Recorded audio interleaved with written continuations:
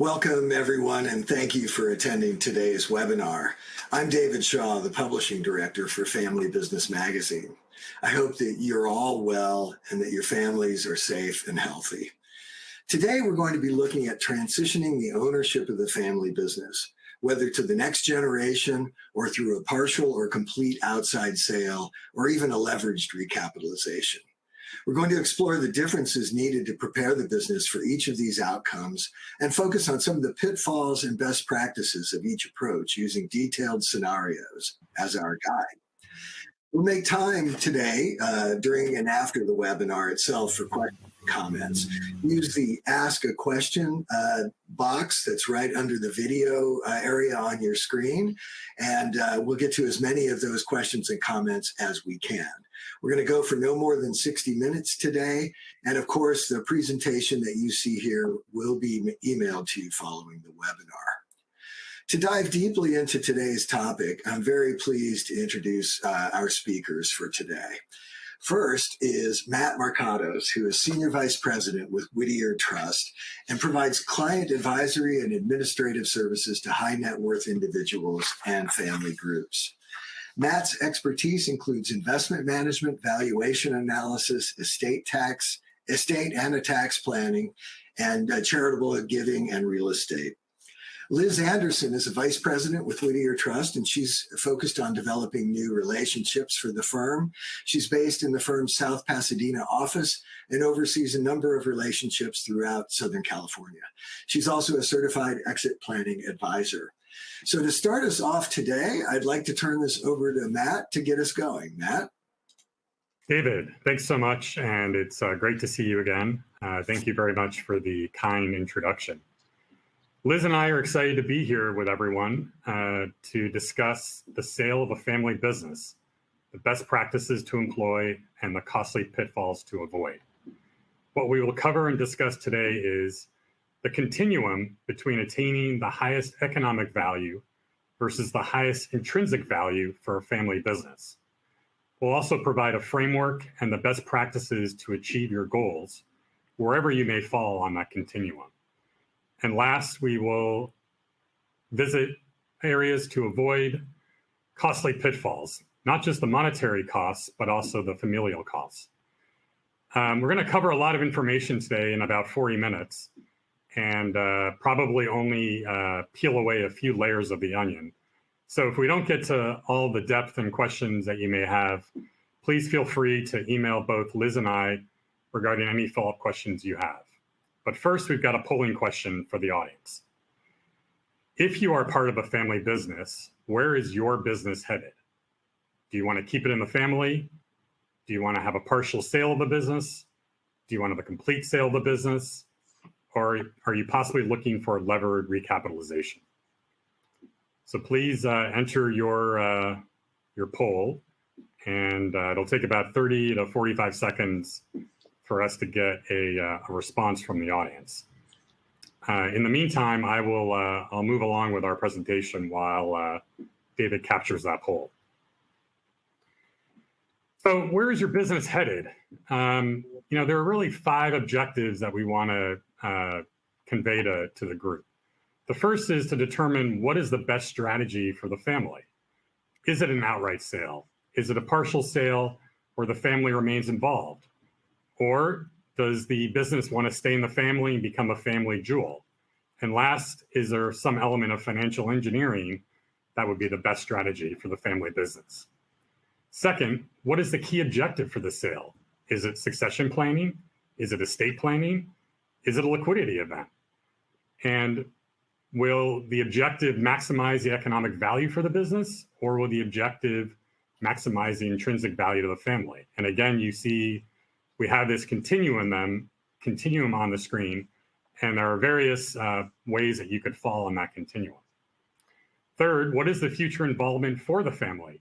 And is there any interest in the future governance of the business? Does the family purely just want to sell and walk away?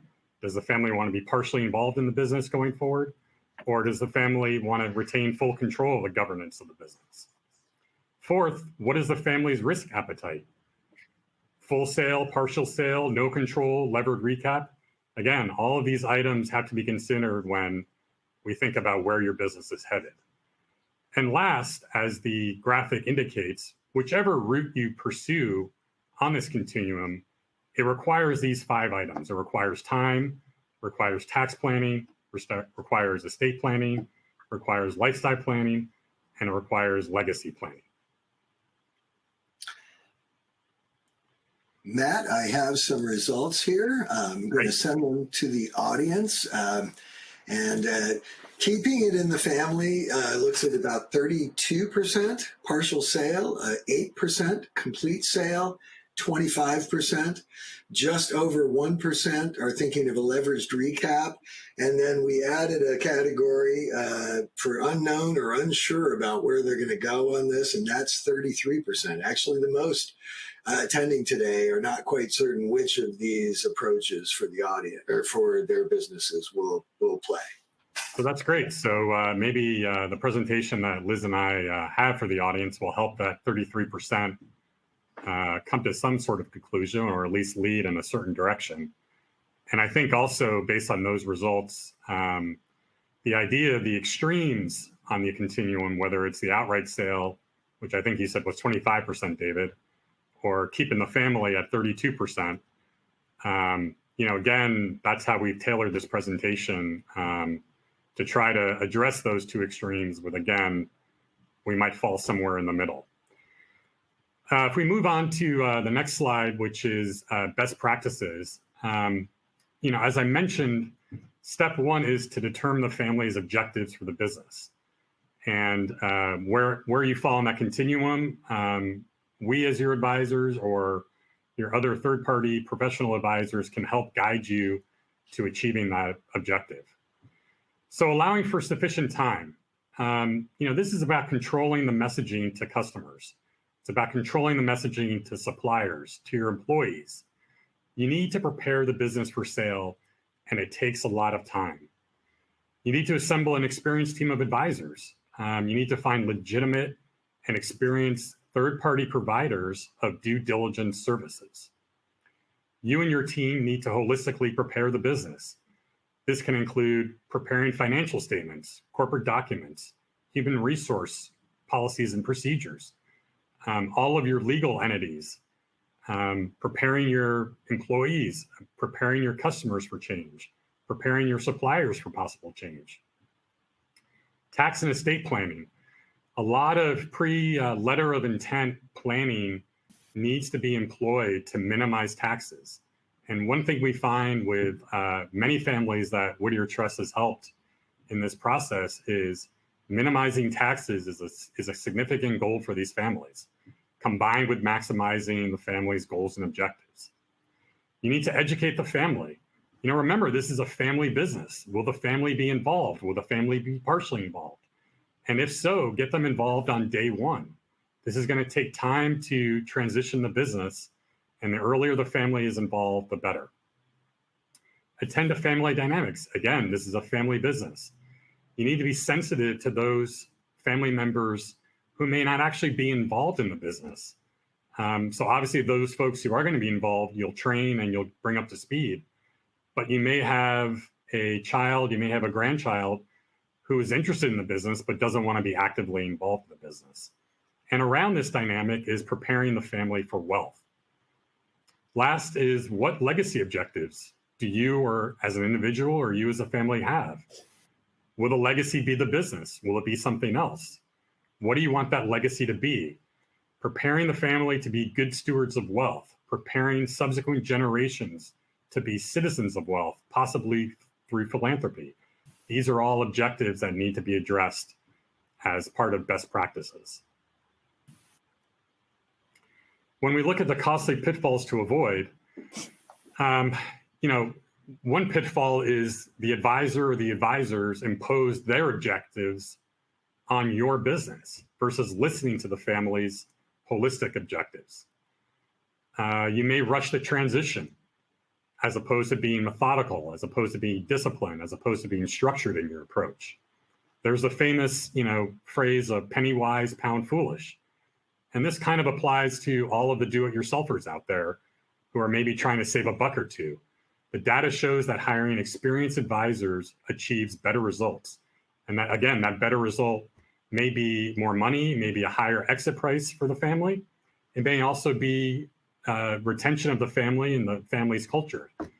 There's a lot of ways to address how being penny wise and pound foolish can be fraught with risk. Lack of attention and communication is a costly pitfall to avoid. The due diligence report becomes a disaster. You have key employees who abandon ship.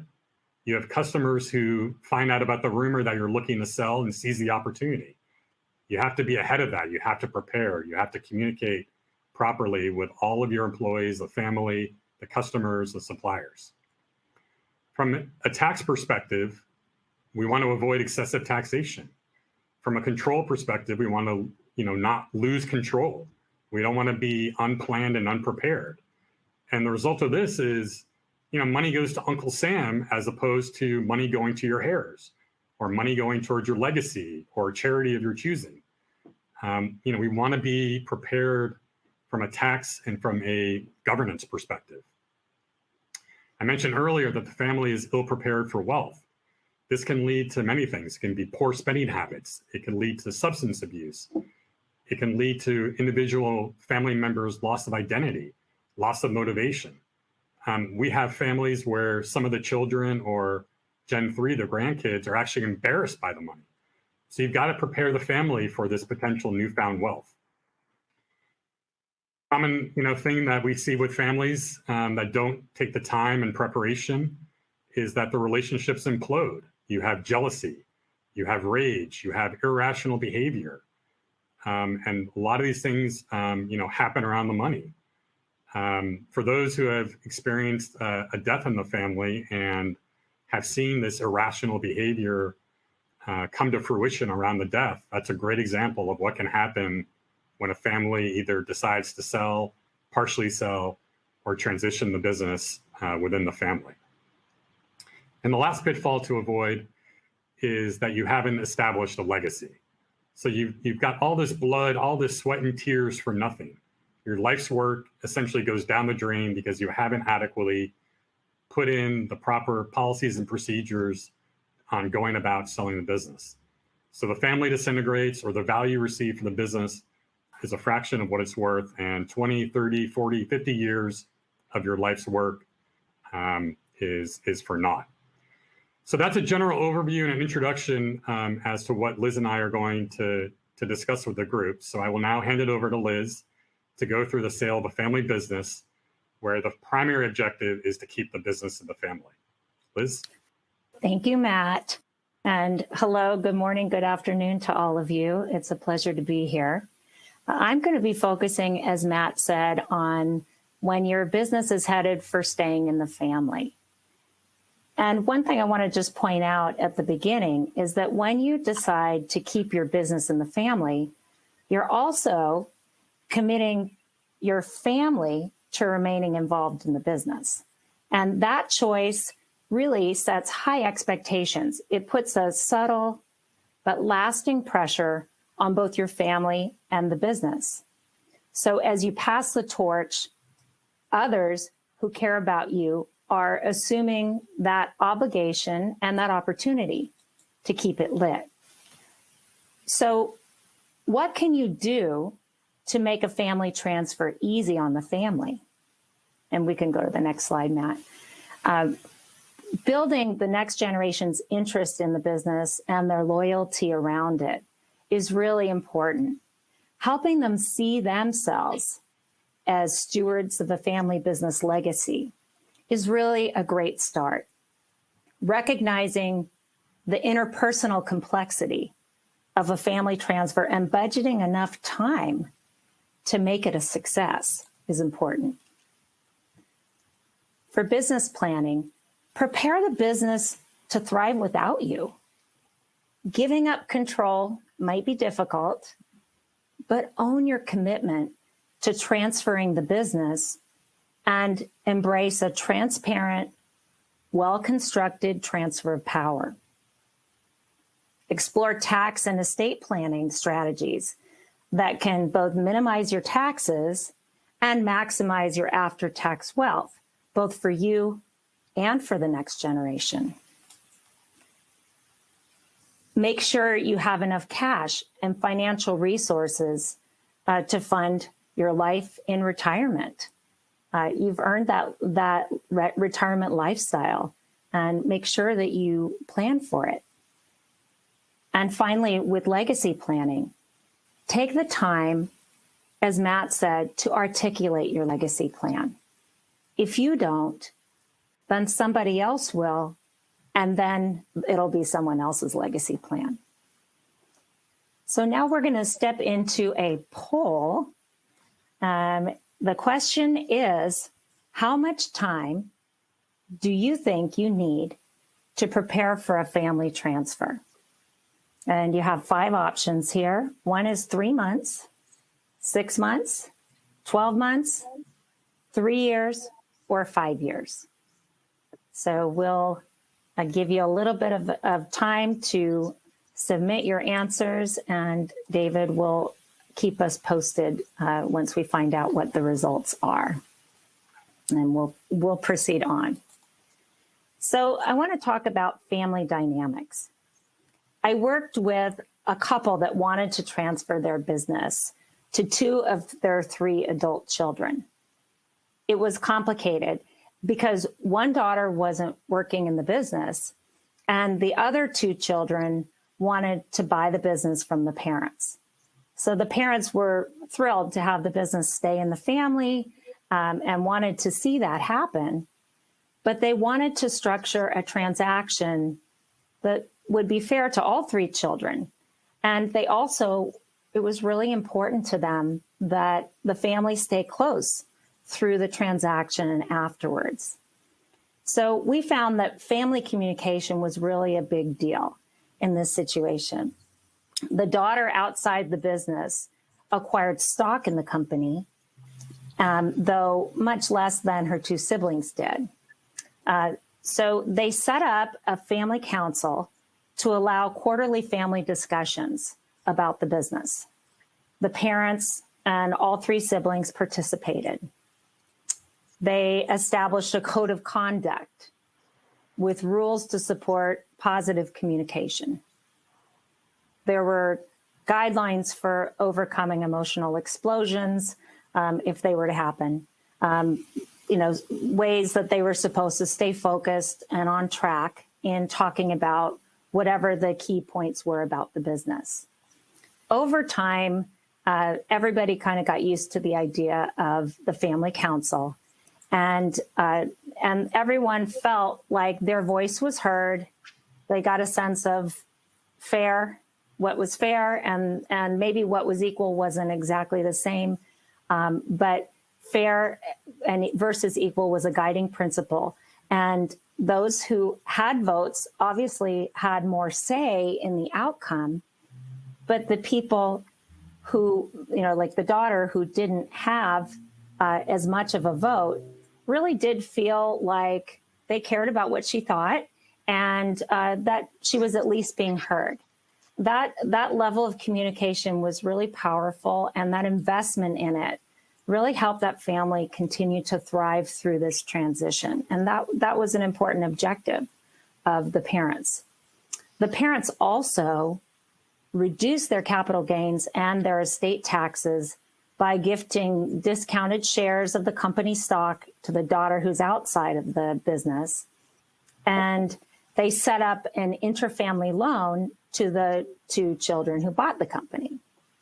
So before transitioning the business, the parents wanted to get things set up for these 2 successors. And so they reordered the organizational chart of the company and kind of adjusted things to make sure that there were people in place in the infrastructure of the company who would be able to offer that next generation the support it needed as it ascended to be on the leadership team. There was also mentorship and training that they made sure that next generation got to. Family harmony, again, is very important to them. And so it'll look different in each family, how you promote family harmony. and that purpose around a legacy business. But it really offers wonderful benefits if you can do it purposefully. And honestly, it can make a family business stronger and more successful than it would have been without that really strong and connected family at its core. Liz, I have the results, and I also have a question, actually two questions that are related here. Okay. So I'm going to send the results to the survey out to the audience and let you know that no one thought that they only needed 3 months. About 6% said 6 months, 14% said a year. 56.7% wanted 3 years, and a 22.3% were looking for 5 years. And by the way, for everyone in the audience, you can just click the little X in the upper right corner of that, and it'll remove it from your screen. So the question that came in, and that it was, you're talking about family harmony here, but how do you approach transitions where family conflicts are already entrenched? For example, when 33% of the family wants to keep it, some other percent wants a partial or full sale, and others don't seem to care. How do you bring them all together and get them on one page? Well, again, David, that's such an important question. That is the core of communication is really the most important thing to get going there, because everybody needs to feel like their opinion is heard, but bringing in experts who can help them sort of understand if they took one course of action, what were the probable outcomes in their situation, and then maybe what would be the outcomes if they took a different course of action. If they weren't able to come to an agreement still after really thinking through everything at a deeper level, then it might be necessary to bring in a different level of maybe a psychologist or somebody who would help with that dispute resolution. There are a lot of family counselor consultants who work with businesses specifically for this. So depending on kind of where it went, I would say bringing in some extra information and help would be really important. Okay, great. And I wanted to respond to the results of the poll.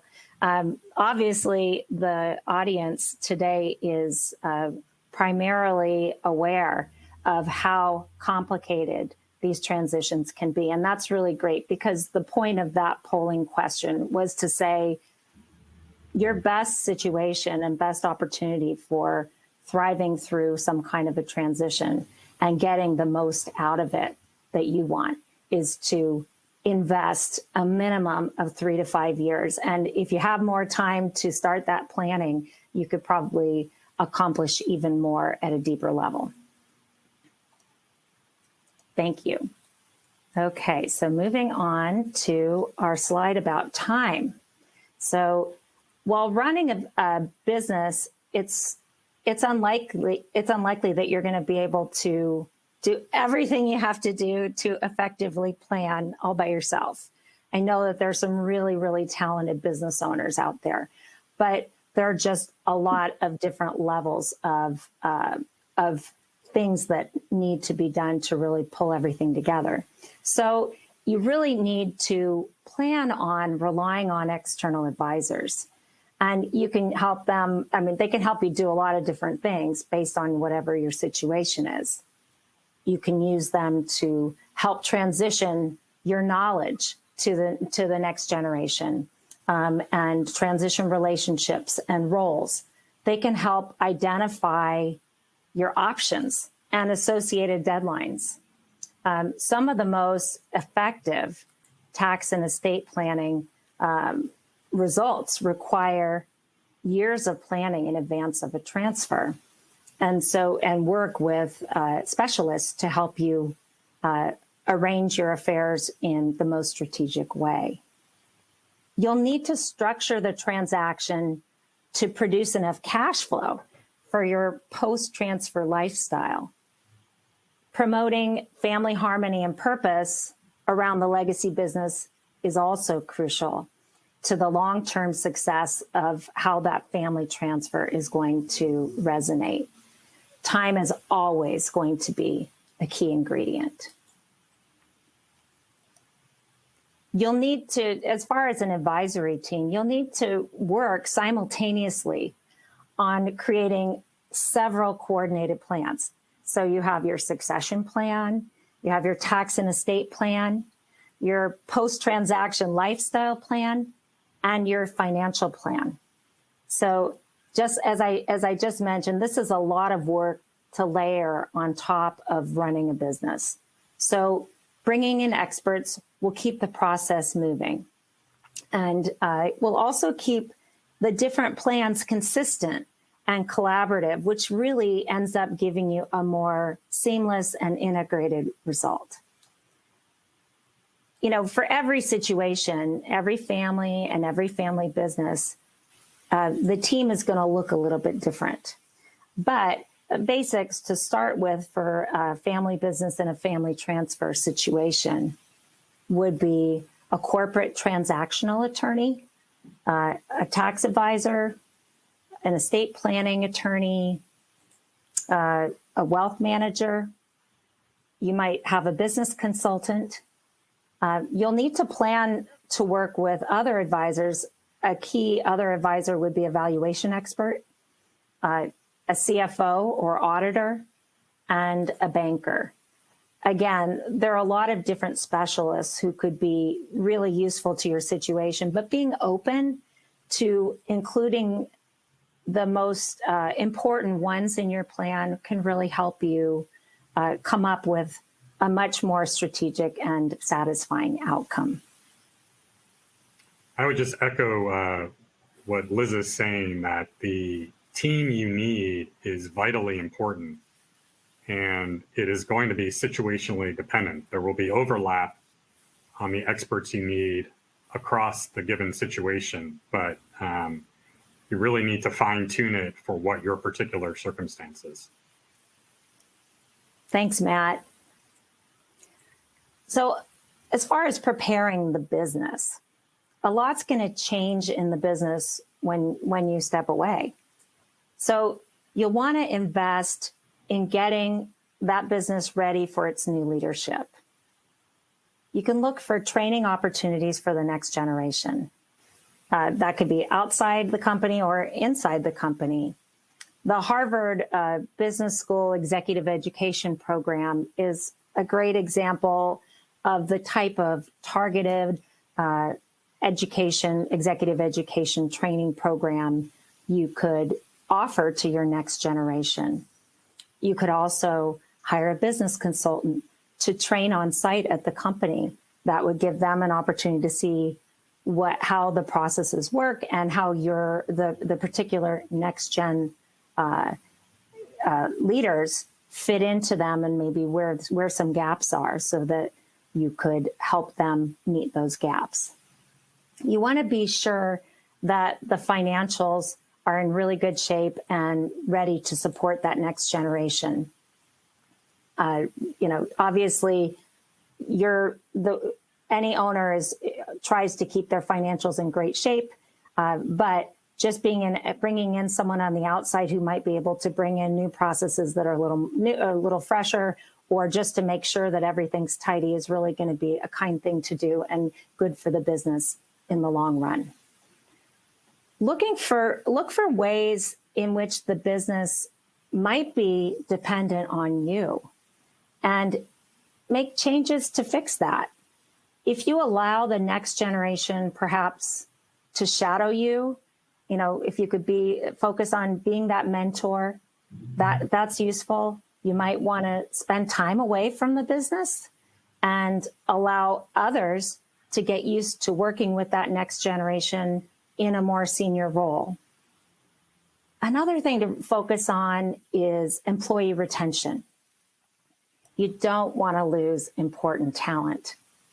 And it's important that, I would really call it a best practice that you value non-family management and show them that their roles continue to be really important to the business and important to you, and perhaps offer them stock or other incentives that reward their loyalty and keep them feeling invested and connected to the purpose as it evolves for this company's new stage.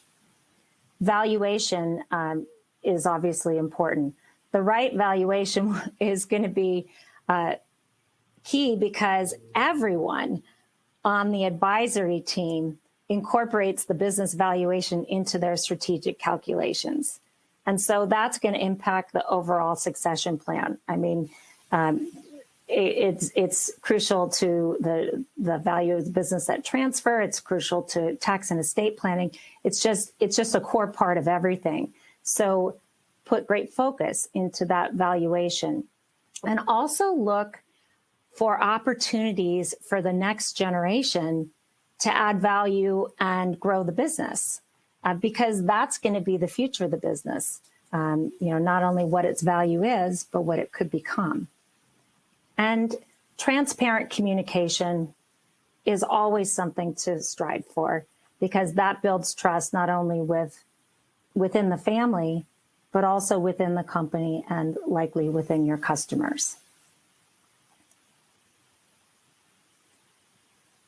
Liz, there was a question here about boards, and it's something that we've found at Family Business Magazine, that a really good, strong board can help with this process as well. Any thoughts on that? I do. We've seen time and again, really, that corporate governance is key and beneficial to family businesses. So it's, a lot of family businesses have decided to adopt an external board, and that can look different in a lot of different situations. But often it's a combination of family and non-family members, and they're there to offer guidance to the CEO, offer accountability, risk management, and succession planning assistance. So having that extra body present can help smooth out the bumps of, a transition from one generation to the next. Thanks, David. No problem. There's also an audience question here. When you brought in sort of the experts in this process, there was a question about, what do you think of including a philanthropic advisor, or, somebody to help the family as they're thinking about transition, what they do with some of that new wealth that's created? David, that is such a great question, and I think it's a fantastic idea. I think that if a family is philanthropically inclined, then it can be the greatest tool for not only bringing the family together in making choices that are important together, but also sort of helping that next generation learn to be stewards of their wealth from the transition, and the stewards of the legacy that is standing, the business legacy. It's standing for something that is bigger than the business. It's bigger than the family. It's standing for something that is powerful and good. And so it definitely at Whittier, philanthropy is a very, very important consideration that most of our clients are involved in. So I think that's just a fantastic suggestion. Thank you. Terrific. Thank you. Okay, so popping back into process, we look at the family transfer scenario as a 5-step process. But I want to point out that some of these steps occur simultaneously. All are key priorities, and they're all components of successful transactions. But I want to point them out and just mention that it's not just a 1, 2, 3 kind of a step thing. Prepare the business to succeed under the next generation. Sell or transfer the business to the next generation. Arrange a funding source for the next generation. Planning to minimize capital gains and estate taxes.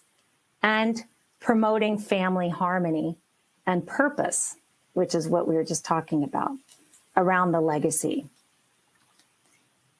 Then moving on to transfer and funding options. In a family transfer, we see very often 4 types of transfers and funding sources. There are plenty of others, but I'm just going to mention these 4 today. An ESOP, that's an employee stock ownership plan.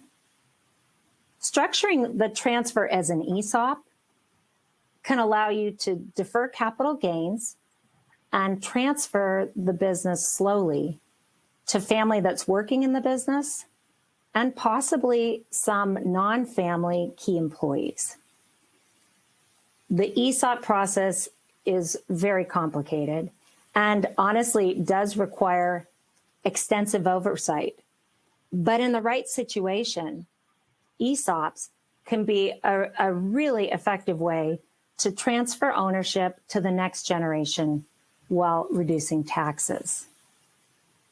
And the second one I wanted to talk about was gift shares. You could discount shares of the business by up to 30 to 40% for a lack of marketability and lack of control. That's what the discounts would be for. Then give those discounted shares to the next generation. This could allow you to reduce estate tax liability by leveraging your lifetime gift tax exclusion. One challenge with this strategy, though, in a family transfer scenario, is that if you gift the shares rather than selling them, you can't count on the proceeds of the sale to cover your liquidity needs after the transfer. Then there's the intra-family loan, which typically uses the applicable federal rate, which is the AFR, which probably most of you know is the lowest interest rate that can be charged on a loan without it being considered a gift. The person receiving the intra-family loan must make regular payments, but you can be creative. Often parents and grandparents will gift up to $15,000 annually or $30,000 if they're a married couple. And that's the annual gift tax exclusion amount right now. Then the child or grandchild pays the loan obligation with that money. Having the business appraised is really important in this, of course, and in any sale. If you sell the business using an intra-family loan, and then you take back a note, the annual note payments from the next generation buyers will provide you with income. But you have to be careful because intra-family loans are known to be causes of friction among siblings, if not all of them are part of the family transfer. So that's just watch out for that. Then we'll move on to bank loans. The next generation might borrow funds to acquire the business with assets of the business as the collateral, and business profits would be used to make the loan payments. With interest rates low, this could be a good option, but there's a risk that the business won't generate enough money to make the payments. So these 4 approaches are common, but each family's situation is going to dictate a unique plan. Sometimes a different strategy or a combination of several approaches might be the best fit for a particular family. So moving on to post-transaction lifestyle. I just wanted to focus on here how Whittier approaches this, because I think that it gives you sort of in a broad way, a general idea of the complexity of it, but also the opportunity in doing this right.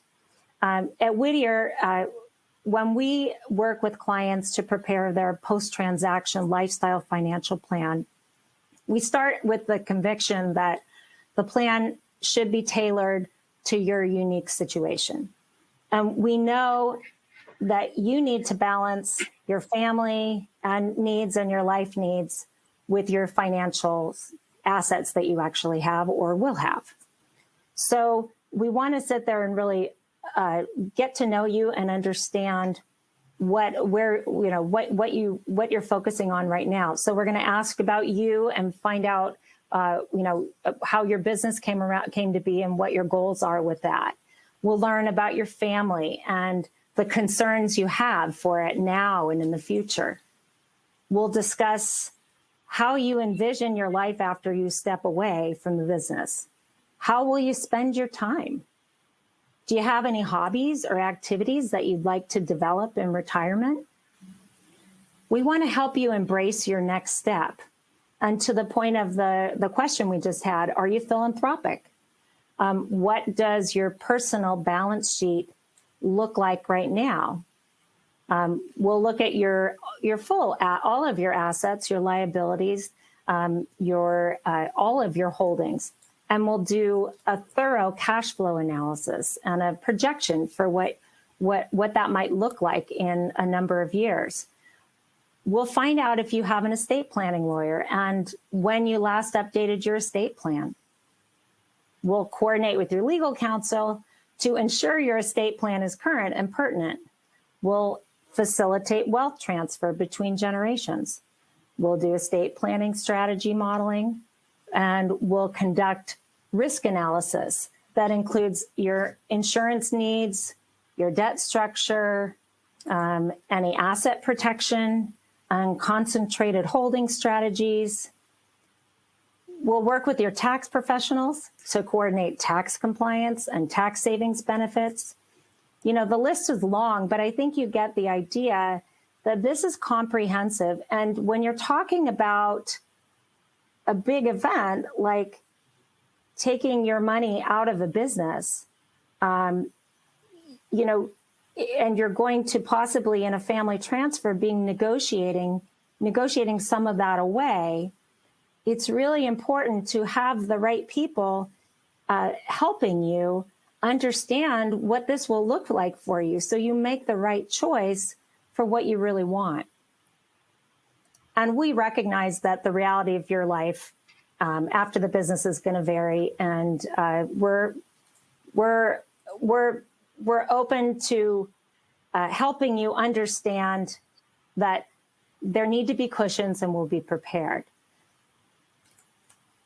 So moving on, I don't want to take up too much time here, but after we estimate your cash flow needs for your retirement, we can work with we take that information and we're going to work with your attorneys, your accountants, and your whole team. And that's what's going to inform what the structure is going to be for the family transfer. So what's your legacy vision? How does it involve the business? How does it involve the family? These are important considerations.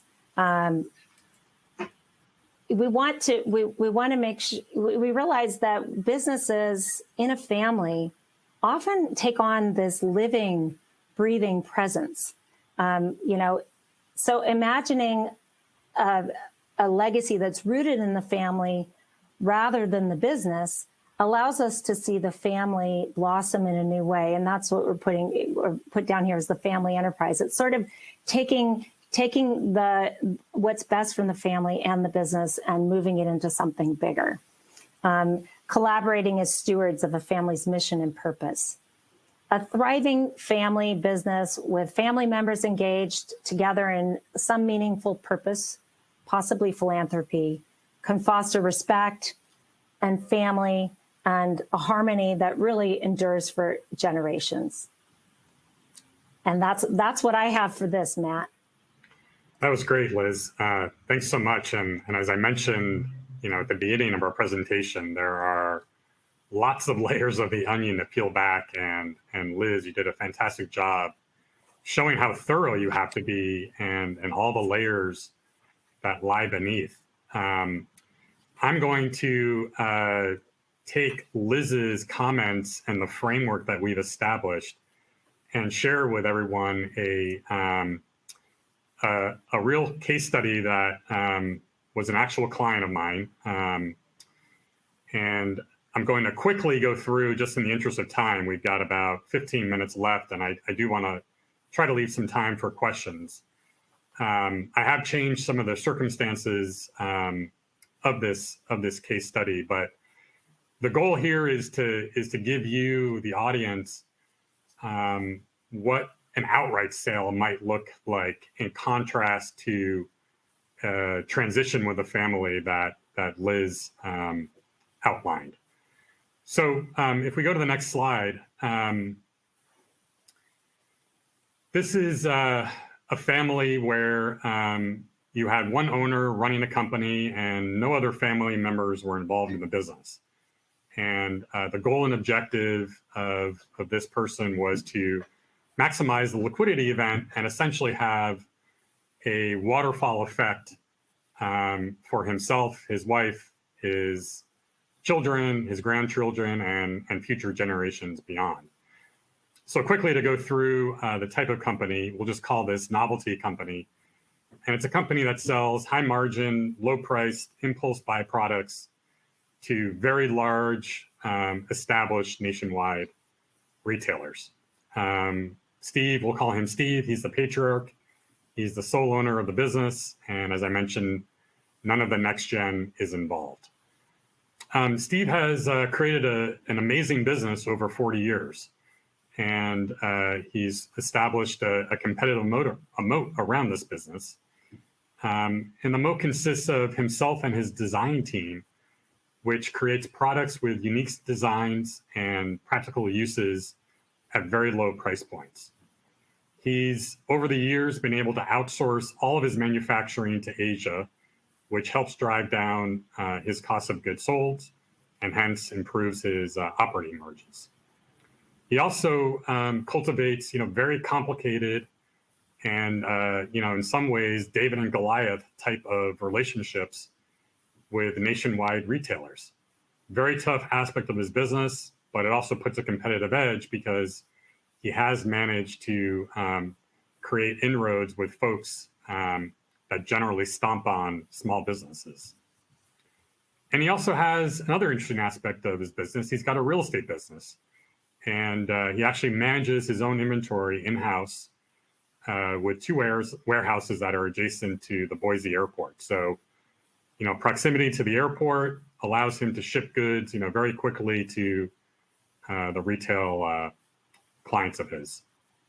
And again, Steve's objective is to exit the business, minimize taxes, and after 40 years, pursue other life interests.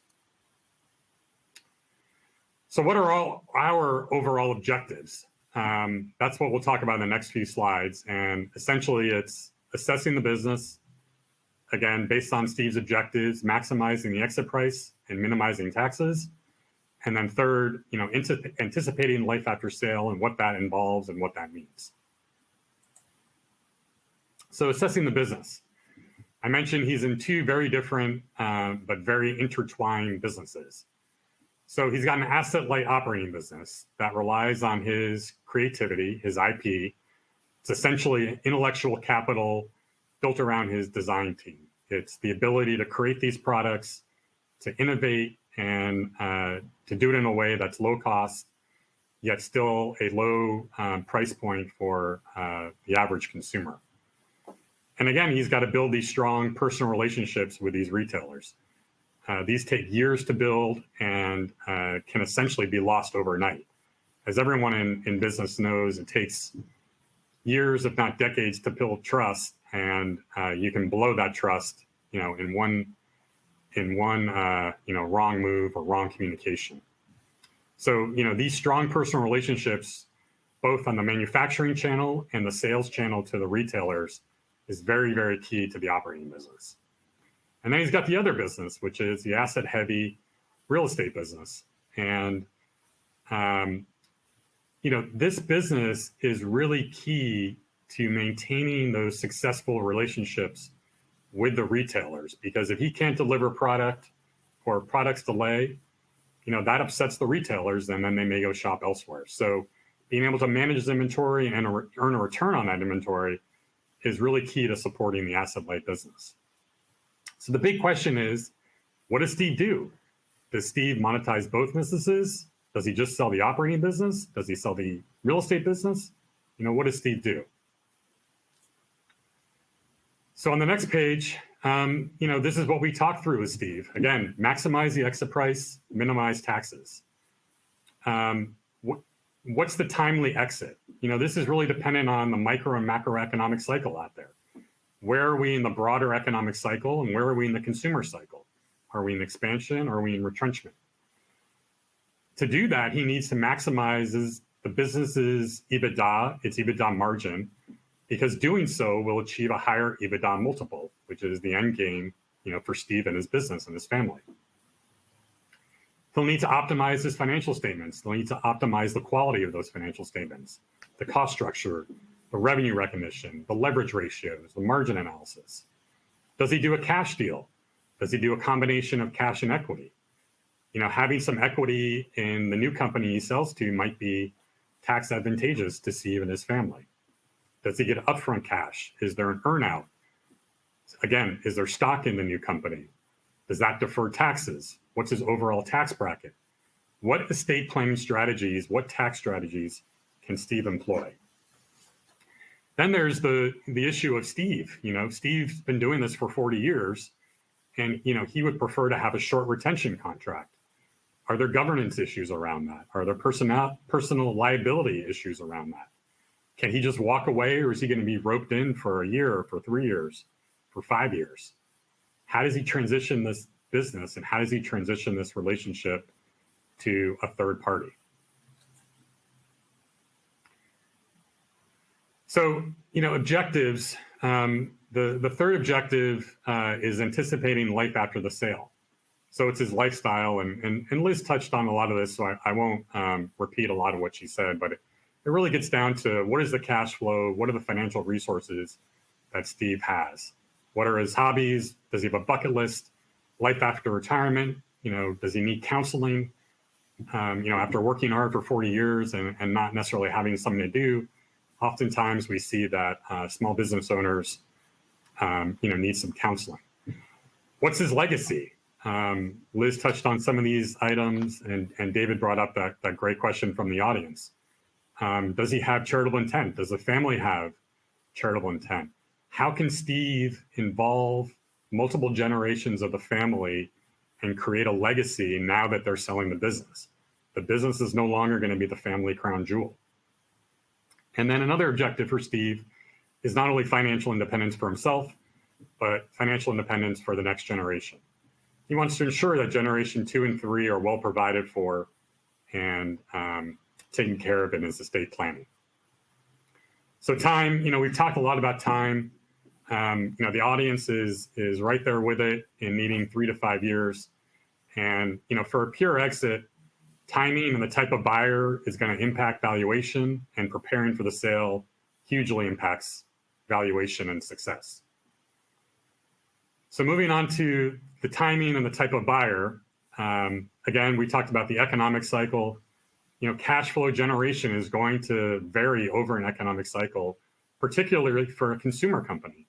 When the consumers are doing well, business is good. When consumers are retrenching, sales go down or don't grow as fast, margins might be squeezed a little bit. And so then it turns into, well, what kind of buyer should Steve be looking for this business? And there's essentially 2 buyers. There's a strategic buyer, there's a financial buyer. Strategic buyer typically are going to pay the highest premium for a business because they can either add scale to their existing business through Steve's product offering, so mixing Steve's product into the existing company's already product line, or a third party might be interested in Steve's relationships with these huge retailers. And so distribution and the ability to add scale to an existing company's distribution could be financial incentive to a strategic buyer to pay a higher price. A financial buyer on the other side, might be a private equity firm looking for diversification. And generally, private equity is going to do some sort of financial engineering, re-engineering, such as leveraging the balance sheet, taking out dividends, and then looking for an exit in 5 to 7 years. So time to prepare for the sale. Liz went again through a lot of this. I'm just going to touch on, the really key points here. One is you got to get an independent appraisal of the current value of the business. You need this in order to do your tax and estate planning. As Liz mentioned, if you're going to gift shares, you need to know what that value of the business is at the moment, pre-LOI, so that you know how to maximize your annual gift exclusion from a federal tax perspective. You need to assemble a team of independent advisors and produce a due diligence report. This takes a lot of time. And again, tax planning and estate planning, all pre-LOI. So we do have a polling question, but we're going to skip that in the interest of time. So, moving on to the due diligence report, this is just, taking things at the surface, and you can see how detailed it is and how much time it's going to take. So I'm not going to spend a lot of time on this. You can read this at your leisure. But a lot of material needs to get put together, and it's got to be of institutional quality. So in Steve's case, what do you have to do pre-LOI? How to hire an attorney in order to engage in off-record discussions with potential suitors. And the key reason for this is communications between an attorney and potential suitors are non-discoverable. He's got to consider the lifetime federal estate gift tax exemption, which is currently $11.7 million per person. This might be at risk with the Biden administration, but at the moment we're at $11.7 million per person, $23.4 million per couple. As Liz mentioned, lack of liquidity in minority positions allow you to leverage that gift. So for example, if Steve is going to give $10 million of fair market value of the company, it actually will only cost him around $6.5 million in gift value, because you can discount that $10 million by roughly 35%. So ideas from an estate planning perspective, again, gift shares outright, or you can gift it in trust to family members. He can establish an irrevocable Nevada trust, which has lots of positive attributes. You can create a dynasty trust that lasts 365 years with asset protection, no state income taxes. Steve could establish a GRAT. We'd want to see if Steve qualified for QSBS tax exemption. He doesn't, but for some of you that might be applicable. Does he have any philanthropic intent? And if so, would a charitable remainder trust, a CRT, be appropriate for Steve? It allows for an income stream for the donor and allows you to name several remainder beneficiaries, which could be a donor advised fund or a specific charity. Valuation matters, particularly when you're looking for a full exit. And the key with this slide is the business worth 30 million or 60 million? Because there are a lot of ramifications depending on that number. Part of the reason is you don't want to give away too much of the value to subsequent generations, because that may impact your lifestyle. It can also have adverse effects on subsequent generations if you give them too much. There's also the risk of the tax tail wagging the dog. And I've had a client who gave away too much money in philanthropic endeavors and then ended up getting sick very late in life and ran out of money because he had given it all away. So you got to be careful about what the value of the business is and how much you give away and how much you keep for your own lifestyle. Moving on to legacy planning, these are some items that I mentioned and Liz has also mentioned. You can establish a legacy through philanthropy. You can also educate through philanthropy, and creating a family foundation is a great way to bring multiple family generations together. And then last is just really a summary of best practices followed versus costly pitfalls avoided. So bringing back in full circle what we started at the beginning of the presentation with, of items that you want to do and things you want to avoid. So I'm sorry we ran out of time for questions, but our email addresses are on the front of the page, and feel free to reach out to both Liz and I at your convenience. Thank you both, Matt and Liz. And that was a question that arose during the webinar, was your contact details.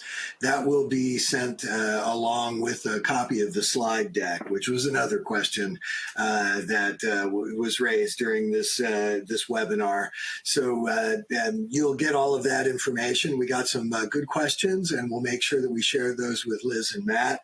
I did want to note to you that a replay of this will be sent to you after the webinar, or a link to the replay for your family members to view as well. We'll be exploring other issues like this at our Family Business Legacy and Wealth Conference, which is actually next week, and it's held online this year. So late next week, September 22 through 24, you can join us from the comfort of your home or your office. We'll be sending out a special link for you to use to attend that event with our compliments. So we hope you'll join us. We appreciate you being part of this webinar.